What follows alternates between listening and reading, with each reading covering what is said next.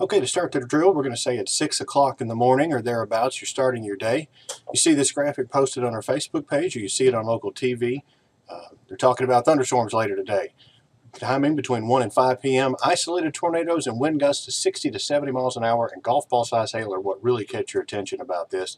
Looks like it's going to cover the entire Rio Grande Valley. You notice at this range, we still don't know a lot about where exactly it's going to be, but we know the general area, and we're letting you know there's a danger.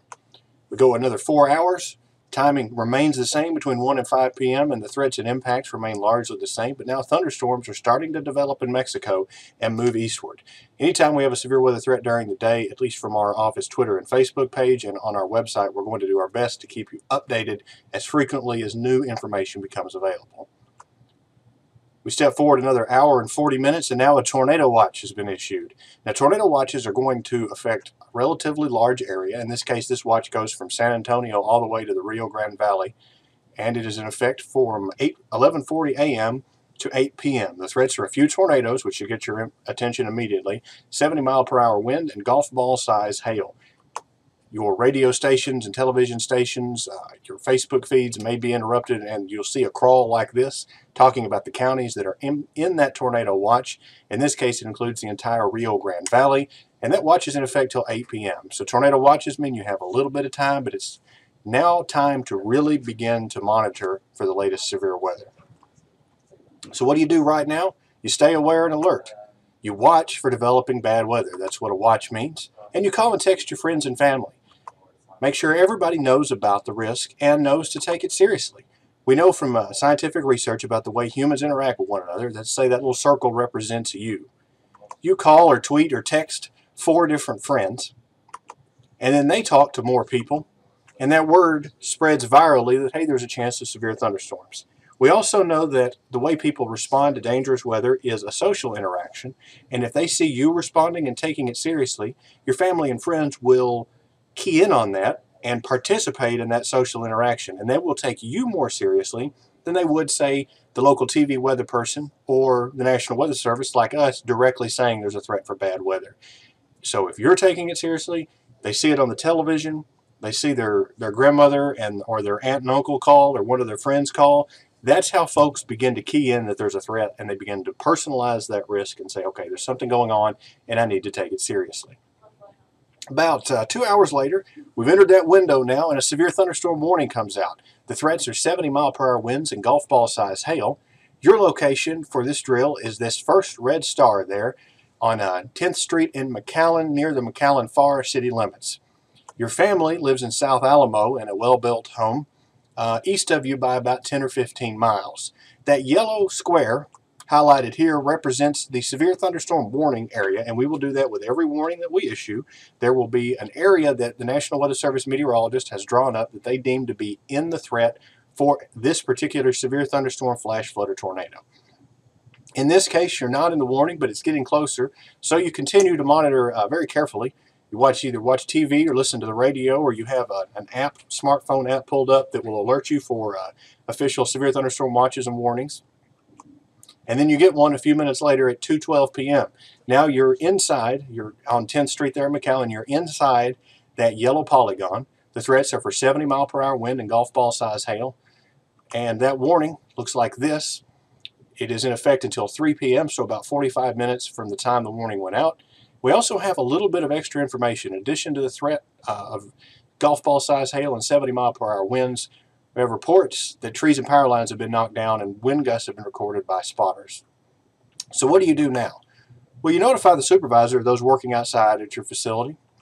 They secure their equipment and move inside.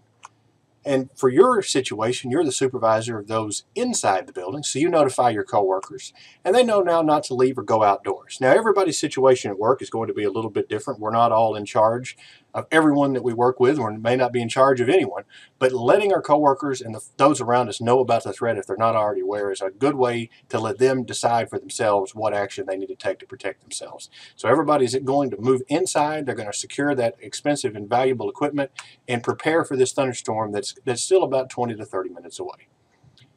About 15 minutes later, once everybody gets inside, this update comes out, and now we've made a change. We're forecasting 80-mile-per-hour wind and baseball-sized hail, which is worse than what we had been expecting in the graphics we've seen so far. You say, well, is that normal? Well, that can happen. Just because we forecast, say, 60-mile-per-hour wind and quarter-size hail doesn't mean that everyone's going to get it, and it doesn't mean that that's the worst that could happen. That is our best forecast in that given situation. In this case, we've detected an intensifying thunderstorm and increased our threat level. Say, how do we do that? We have radar that can see inside of thunderstorms, and we're specially trained to use that information. You may only see one slice of information, like one top-down looking image, kind of like this, when you watch TV or you look at your weather app, but we are actually looking at 96 new images every 4.5 minutes of that thunderstorm, from the bottom of it to the top. And then we can look at wind speed, we can look at all of the different scientific patterns that exist in that storm to assess what's going to happen on the ground where you're at. We use science that's been developed from the 50s, 60s, and 70s all the way through today.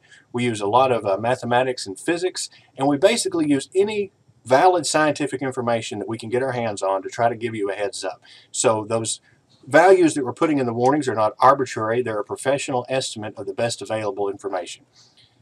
In this case, we move forward a few minutes. Now we continue 80-mile-per-hour wind and baseball-sized hail. And you notice that thunderstorm is getting within a few minutes of your location. And we are still getting reports of numerous mobile homes that are being destroyed, a little bit more serious than what we had before, and golf ball-sized hail has been reported. Continue to be capable of baseball-sized hail and 80-mile-per-hour winds. So what do you do now? Well, you and your coworkers move to the interior break room at your workplace that has no windows or exterior walls, and you get into this brace position. Now, this brace position may be a little bit uncomfortable, but ideally you're only going to be in that position for about 10 to 15 minutes. And then you cover your head with your hands, and that protects your head and your neck, just in case any debris falls, like let's say roofing material or walls fall. Protects your head and your spine from flying debris, and it makes yourself the smallest target possible for anything that may be flying about in case the weather gets very serious. You can also use pillows and blankets or anything that you've got that's soft to cover yourself and cover those around you.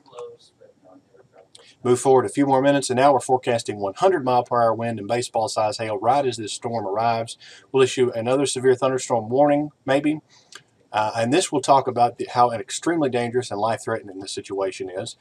And we can put that type of information in the warning as it changes. We don't type all of this out by hand, but we can hand type additional information. And when we have a very serious situation like this, that's like the top 1% of all thunderstorms, we might put, this is extremely dangerous and life-threatening. And I kind of liken that to standing on top of the building here with a bullhorn and just screaming that, hey, this is one of the most serious storms that you're ever going to see. Take every action you can to protect yourself. So at your office, what happened? Well, the roof blew off of your building that you were in. Windows got blown out. Hail went into the office and was driven through the office. It caused all kinds of problems with the equipment within the office. The computers are all messed up because hail and rain got into the building. Glass is all over the place. Cars in the parking lot were significantly damaged or basically destroyed. The windows were busted out by the wind-driven hail. There's another good reason not to be in a car during a severe thunderstorm. The windows could be knocked out by hail. And then trees and power lines are down all over the place. And this is another reason you don't want to be outside during a severe thunderstorm. Those trees and power lines that could fall on you, and that's the scene right outside your workplace. And for your family up the road in South Alamo now, we've issued a tornado warning. A tornado's developing. You say, well, we've had all this damage, but still no tornado. Severe thunderstorms can often produce, and often do produce in the Rio Grande Valley, similar damage to EF1 and EF2 tornadoes. In this case, though, we do have a tornado developing. We've issued a warning. Your family in South Alamo might get what we call a wireless emergency alert. It's an odd-sounding tone that will go off. It's a low-pitched beep. It will go off on your phone as long as you haven't opted out and you're in that red polygon if you have a smartphone. It'll go off 24/7. Tornado warning looks like this. Talks about a wind gust that was reported to 102 miles per hour in McAllen, in addition to the radar-indicated tornado developing 2 miles south of Farr, and that this continues to be an extremely dangerous situation. So what does your family do? They get into a bathtub on a first-floor bathroom with no windows or exterior walls and get into the brace position, and they cover their heads and their hands and their body with pillows and blankets. You say, well, that's exactly what we did at our office. Exactly. The Protective procedures for strong, severe thunderstorms with 90 and 100 mile per hour wind are identical to that of a tornado. You prepare the same way to keep yourself safe. Get into an interior room with no exterior walls or windows, and protect yourself. Say, what if I don't have that option? You put as many strong walls between yourself and the outside as possible. You get into a strong building, strong wall. You don't stay in a mobile home. You don't stay in an outbuilding. You don't stay in a barn. You don't stay in a car. You get into a strong business, a strong home, and put as many walls between yourself and the outside as possible. What happened at your family's house? Well, more of the same as far as roofing material removed, exterior walls damaged, all kinds of debris flying about. Mobile homes were tossed and destroyed in the community. And then another very important point, the tornado that did touch down might have looked something like this. This is a rain-wrapped tornado. Looking at the picture with a somewhat trained eye, I'd say maybe that's where the tornado is, but realistically I have no idea where in that line that tornado is. And this is very common to the type tornadoes that we're going to see in the Rio Grande Valley. These are not the type tornadoes that you can go take a picture of, get video of, or see coming from a long way away. It's going to look like this, and then it's going to be on top of you, and the wind's going to be blowing, and the roof is going to be flying off, and you're not going to have time to take cover if you're standing outside or standing by the window trying to take a picture. So in the valley, when you hear a tornado warning, don't go looking to get great video of it for Facebook and to impress all your friends. You're not going to be able to do it, and you'll be risking your safety. So take cover before that happens. After the storm, make sure everybody you're sheltered with is okay.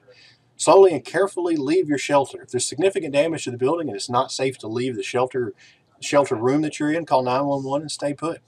Check on friends and neighbors if it is safe to do so, but be very careful and alert for downed power lines that may still be live, especially right after the storm. The power company hasn't had a chance to cut all the power off. I've seen this firsthand several times where there are live wires lying on the ground after a tornado, and it's very dangerous to be moving about. So let the emergency crews get in there and direct you to what you need to do to be safe. And also, phone calls are difficult to get to go through after a very severe thunderstorm or tornado like this, and text messages are a little more likely to be received. But don't be surprised if there's significant delays in the communication network as well. But if you're able to, let everybody know that you're okay so those folks won't worry and try to enter the region that the storm occurred and put themselves in danger. Right, if you have any questions, we've got our website, weather.gov/RGV. We're on Facebook, U.S. National Weather Service, Brownsville, Texas. Twitter at NWS Brownsville, and you can call the office anytime at 956-504-1432. Thanks very much for listening.